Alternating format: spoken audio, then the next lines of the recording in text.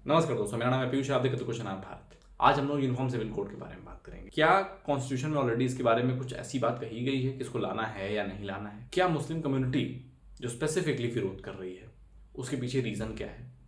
क्यों नहीं उसके पीछे हिंदू विरोध कर रहे हैं? क्यों नहीं कोई और कम्युनिटी विरोध कर रही है? यूनिफॉर्म सिविल कोड के फायदे क्या हैं और लोगों को उसके नुकसान क्या लग रहे हैं? आज इन सारे मुद्दों पर एक जगह बात करेंगे, तो वीडियो को पूरा देखिएगा, लोगों के साथ शेयर करिएगा कि अवेयरनेस बढ़े और आपको लगे वीडियो के माध्यम से कि हाँ इसकी नीड है तो ठीक है, आगे बढ़ाइएगा, डिमांड रेज करिएगा, और लगे कि इसकी नीड नहीं है तो आप इसका विरोध भी कर सकते हैं।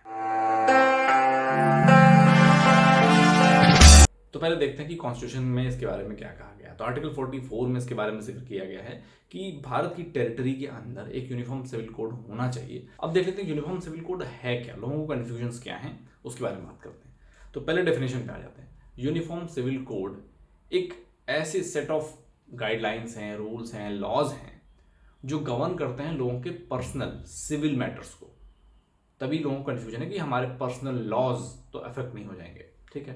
तो ये जैसे कि इनहेरिटेंस हो गया, कस्टडी हो गया, डाइवोर्स हो गया, मैरिज हो गया, जो भी सिविल मैटर्स हैं, पर्सनल मैटर्स हैं, उसको गवर्न करने के लिए है और यूनिफॉर्मिटी लाने के लिए है कि throughout religion, creed, caste सबके लिए एक यूनिफॉर्म लॉ हो, ताकि कल कोई ये ना कहे कि भाई मेरे लिए तो आपके पास ये कानून है और फलाना के लिए, दूसरे धर्म वाले के लिए ये कानून है जो मुझे सूट नहीं करता, उसके ऊपर कुछ ऐसा है जो उसको ज़्यादा फेवर करता है। तो ये चीज़ें ना हो, ये चीज़ें मिट जाए, समानता आ जाए, लोगों के अंदर भेदभाव मिट जाए और लोगों के ऊपर कानून के तहत सामान्य लेवल की कार्रवाई हो और कोई सेम समस्या से पीड़ित है तो। और इससे सबसे बड़ा फायदा ये भी होगा कि जो लीगल सिस्टम है और सिंप्लीफाई हो जाएगा, एक क्लैरिटी आ जाएगी कि थ्रू आउट प्रोसीजर सबके लिए सेम है, सबके लिए एक सिंगल कानून है, सबके लिए एक सेट ऑफ रूल्स हैं जो सबको फॉलो करना है, किसी को कुछ अलग से समझाना नहीं है, किसी के मन में कोई कन्फ्यूजन नहीं होनी चाहिए। जो मेरे ऊपर लागू होता है तुम्हारे ऊपर भी लागू होता है। इससे क्या होगा, समाज में वैमनस्यता दूर होगी, समाज में समानता आएगी, समाज में एक सेंस ऑफ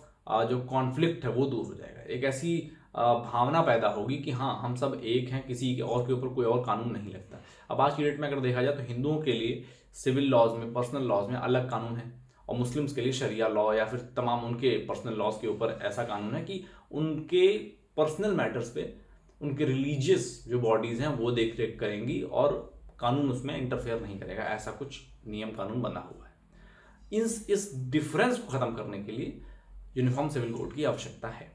अब जैसे आप लोगों को तो ये डिस्कशन में कई बार आपने सुना होगा कि हिंदू पर्सनल लॉ, मुस्लिम पर्सनल लॉ, सबसे ज़्यादा आपने मुस्लिम पर्सनल लॉ का जिक्र सुना होगा। मुस्लिम पर्सनल लॉ बोर्ड है, पता नहीं क्या क्या है। लेकिन हिंदू पर्सनल लॉज में 3-4 कुछ ऐसे लॉज हैं जो गवर्न करते हैं हिंदू के मैरिज को, इनहेरिटेंस को, कस्टडी को। अब बात करते हैं कि क्या इस तरह की यूनिफॉर्मिटी हमारे पास कभी नहीं थी? हाँ, कभी नहीं थी। जब एक बार मौका पड़ा तो हिंदू पर्सनल लॉज बने हुए हैं, 4 भागों में स्प्लिट हैं।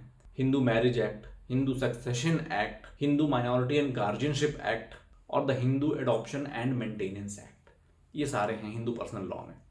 लेकिन वही मुस्लिम पर्सनल लॉ की बात की जाए तो वहाँ पे शरिया लॉ है और उसमें साफ साफ है कि स्टेट इंटरफेयर नहीं करेगा उनके पर्सनल मैटर्स पे।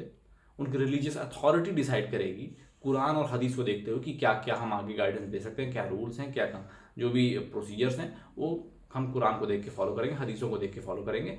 आप लोगों ने प्रसिद्ध साहबानों का केस सुना होगा।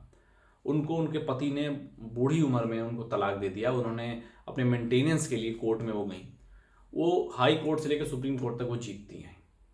उनको मेंटेनेंस के लिए कह दिया गया।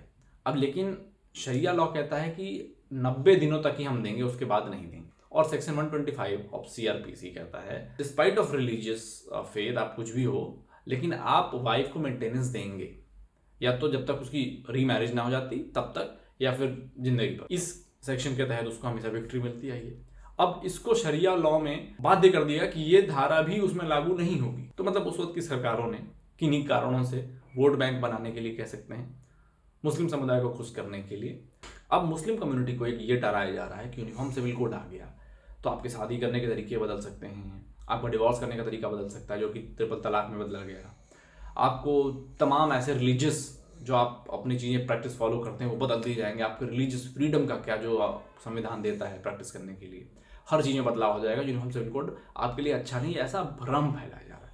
लेकिन वही इसका जो दूसरा साइड है आप नहीं देख रहे।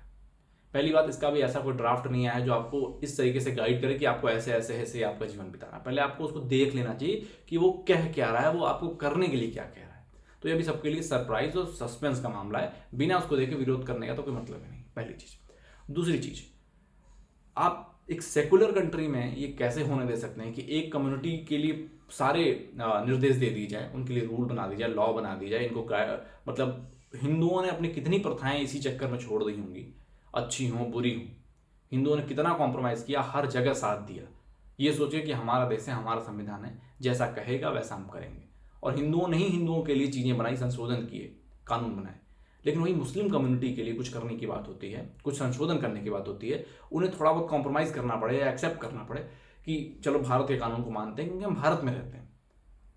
लेकिन अगर जब वो बात आती है तो मुस्लिम कम्युनिटी विरोध के अलावा और कुछ नहीं सोचती। ऐसा क्यों? क्या सिर्फ जब सारे राइट्स की बात आती है, राइट्स लेने हैं, तो आप कॉन्स्टिट्यूशन उठा के, बाबा साहब भीमराव अम्बेडकर की किताब उठा के आप हर जगह मंच पे खड़े हो जाते हैं कि हमें राइट्स चाहिए क्योंकि हमें कॉन्स्टिट्यूशन देता है। लेकिन जो आपकी ड्यूटीज़ बनती हैं कॉन्स्टिट्यूशन के प्रति, वो आपको जब निभाना होता है तो आप पीछे हट जाते हैं। आपको सारे रिलीजियस राइट्स याद आते हैं कि हमें अपना रिलीजन फॉलो करना है क्योंकि हम मुस्लिम पहले हैं और इंडियन बाद में। तो ये थे यूनिफॉर्म सिविल कोड के कुछ ऐसे पॉइंट्स जो आपको ध्यान में रखने चाहिए और जल्द से जल्द मांग करनी चाहिए। अगर आप एक इंडियन सिटीजन पहले हैं, ना कि आप कोई अपने आप को पहले रिलीजियस आइडेंटिटी से जोड़ते हैं कि हम पहले वही फॉलो करेंगे। क्योंकि यहाँ तक मैं देख रहा हूँ, हिंदू कम्युनिटी ने, इंक्लूडिंग सिख, जैन, बुद्ध, इन लोगों ने अपना हर जगह पे चीज़ों को मानी है जो कॉन्स्टिट्यूशन में लिखा है, हर जगह कॉम्प्रोमाइज़ की हैं, अपने कल्चर से हर जगह विमुख हुए हैं, हर जगह शांति से एक्सेप्ट किया, चीज़ों को होने दिया है।